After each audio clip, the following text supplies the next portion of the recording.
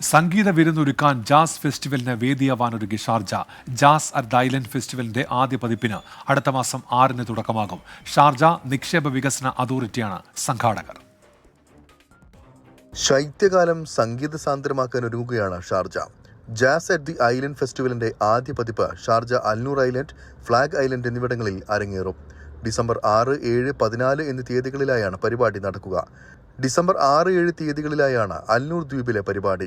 French Algerian സംഗീതജ്ഞ Nasreen, Italian സംഘം മൊസറ്റോണോ എന്നിവരാണ് December 6-ന് വേദിയിലെത്തുക. Sharjah performing arts അക്കാദമിയിൽ നിന്നുള്ള ബാൻഡ് സംഘമായ സെൻസേഷന്റെ ജാസ് പ്രകടനവും അന്ന് അരങ്ങേറും.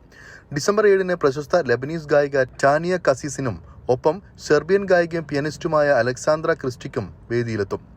ഈജിപ്ഷ്യൻ കമ്പോസർ റാമി അത്തലയുടെ നേതൃത്വത്തിലുള്ള പിയാനോ ശില്പശാലയും അന്നേ ദിവസം അൽനൂർ ഐലൻഡിൽ നടക്കും.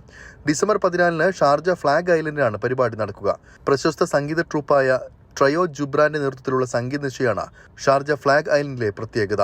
സാംസ്കാരിക വിനോദസഞ്ചാരത്തിലൂടെയും ലോകോത്തര കലാപരിപാടികളിലൂടെയും ഷാർജയെ കൂടുതൽ മുന്നോട്ട് നയിക്കാനുള്ള ഷുറൂഖിന്റെ ശ്രമങ്ങളുടെ തുടർച്ചയാണ് ജാസ് അറ്റ് ദി ഐലൻഡ് എന്ന് ഷാർജ നിക്ഷേപക വികസന അതോറിറ്റി ഈവൻസ് വിഭാഗം മേധാവി ഖുലൂദ് സാലിം അൽ ജുനൈബി പറഞ്ഞു.